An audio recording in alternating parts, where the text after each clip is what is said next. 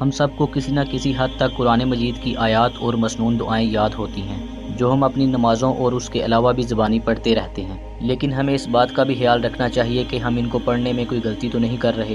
زیر زبر یا پیش کی ہونے والی غلطیاں شاید معمولی نوعیت کی لگتی ہوں، لیکن یہ اکثر الفاظ کا مطلب ہی بدل کر رکھ دیتی ہیں، جو ایک بہت خطرناک بات ہے۔ ویسے تو اللہ تعالیٰ کی ذات غفور الرحیم اور معاف کرنے والی ہے، لیکن ہمیں صورتوں اور دعاؤں کو پڑھنے میں احتیاط کرنی چاہیے۔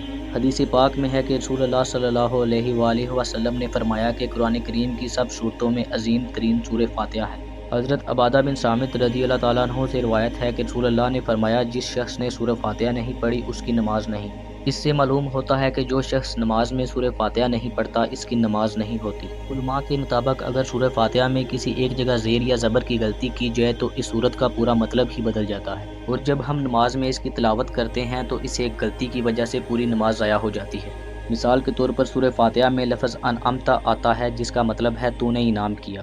اب اگر ہم اس کو غلطی سے انعمت یعنی تے کو زبر کی بجائے پیش کے ساتھ پڑھ دیں تو اس کا مطلب ہوگا میں نے انعام کیا۔ اس طرح اس معمولی غلطی کی وجہ سے پوری آیت کا مطلب ہی تبدیل ہو جائے گا، اور ایسی غلطی عبادت کو ضائع کرنے کے ساتھ ساتھ گناہ کا باعث بھی بن سکتی ہے۔ سورہ فاتحہ کی تلاوت میں اکثر نمازی کئی غلطیاں کرتے ہیں، جس میں ایک بڑی غلطی اس سورت کے آغاز میں بسم اللہ نہ پڑھنا ہے، جو اس سورت کا ایک لازمی حصہ ہے، اور کچھ علماء کے نزدیک یہ اسی سورت کی پہلی آیت ہے جس کی وجہ سے اس سورت کی ٹوٹل 7 آیات بنتی ہیں، جبکہ کچھ علماء اس کو سورہ فاتحہ کی آیات میں شمار نہیں کرتے، لیکن اس سورت کے آغاز میں بسم اللہ پڑھنا لازم ہوتا ہے جس کے بغیر سورہ فاتحہ مکمل نہیں ہوتی۔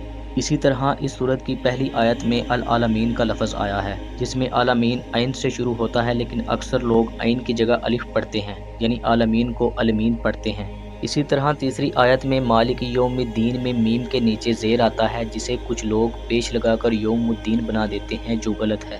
یہی غلطی تب بھی ہوتی ہے جب کوئی رب العالمین میں بے کے نیچے زیر کی بجائے بے کے اوپر پیش لگا دیتا ہے، جس سے اس کا مطلب تبدیل ہو جاتا ہے اور نماز ضائع ہو جاتی ہے۔ اسی طرح اس سورت کی آخری آیت میں 2 جگہ ضاد استعمال ہوا ہے، جس کو کچھ لوگ زے پڑھتے ہیں، جیسے ولضالین کو ولضالین پڑھتے ہیں، جو غلط ہے۔ اس لیے ہم پر لازم ہے کہ قرآن پاک کی تلاوت ویسے ہی کریں جیسے اس کا حق ہے۔